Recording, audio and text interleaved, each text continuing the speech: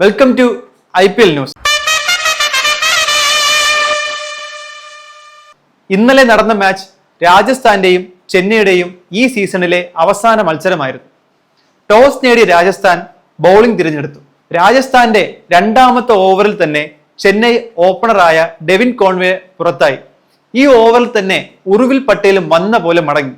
ചെന്നൈയുടെ ബാറ്റിംഗ് തകർച്ച വീണ്ടും ആവർത്തിച്ചു. ആയുഷ് ഈ സീസണിലെ താരോദയം. മികച്ച രീതിയിൽ തന്നെ പവർ പ്ലേ യൂസ് ചെയ്ത് ബാറ്റ് ചെയ്തു. 20 ബോളിൽ 43 റൺസ് എടുത്ത് ആയുഷ് പുറത്തായി.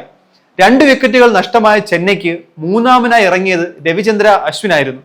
അശ്വിൻ ഒരു മികച്ച ബാറ്റ്സ്മാൻ ആണോ എന്ന് ചോദിച്ചാൽ അല്ല എന്നായിരിക്കും ഉത്തരം. 8 ബോളിൽ 13 റൺസ് എടുത്ത് അശ്വിൻ പുറത്തായി. ജഡേജ വന്ന പാടെ 1 റൺസിനും പുറത്തായി. 78 റൺസ് ചെന്നൈ എടുക്കുമ്പോൾ 5 വിക്കറ്റുകൾ നഷ്ടമായിരുന്നു. ബ്രേവിസും ദുബൈയും നടത്തിയ രക്ഷാപ്രവർത്തനം. ബ്രേവിസ് 25 ബോളിൽ 42 റൺസും ശിവൻ ദുബെ 32 ബോളിൽ 39 റൺസും എടുത്ത് പുറത്തായി. മഹേന്ദ്ര സിംഗ് ധോണി 16 റൺസ് എടുക്കുന്നതിനിടയിൽ അടിച്ച ഒരു സിക്സ് അദ്ദേഹത്തിന് IPL-ലെ 380 സിക്സറുകൾ എന്ന സ്കോർ നേടിക്കൊടുത്തു. ചെന്നൈ തങ്ങളുടെ ഇന്നിംഗ്സ് അവസാനിക്കുമ്പോൾ 187-ൽ 8 എന്ന നിലയിലായിരുന്നു. മറുപടി ബാറ്റിംഗിനിറങ്ങിയ രാജസ്ഥാൻ ഓപ്പണറായ സൂര്യവംശിയെ സാക്ഷിയാക്കി ജയ്സ്വാൾ തകർത്തടിക്കാൻ തുടങ്ങി. 19 ബോളിൽ 36 റൺസാണ് ജയ്സ്വാൾ അടിച്ചു കൂട്ടിയത്. ജയ്സ്വാൾ പുറത്തായതോടുകൂടി സൂര്യവംശി തന്റെ വെടിക്കെട്ട് ബാറ്റിംഗ് തുടങ്ങി. പിന്നാലെ സഞ്ജുവും തകർത്തടിച്ചപ്പോൾ 10 ഓവറിൽ രാജസ്ഥാൻ 100 കടന്നു. ഒടുവിൽ 17.1 ഓവറിൽ രാജസ്ഥാൻ ഈ സീസണിലെ അവസാന വിജയം നേടി കളി അവസാനിപ്പിച്ചു. ചെന്നൈ ഈ പട്ടികയിൽ ഏറ്റവും അവസാന സ്ഥാനത്തേക്ക് കൂപ്പുകുത്തി ഈ സീസൺ അവസാനിപ്പിച്ചു.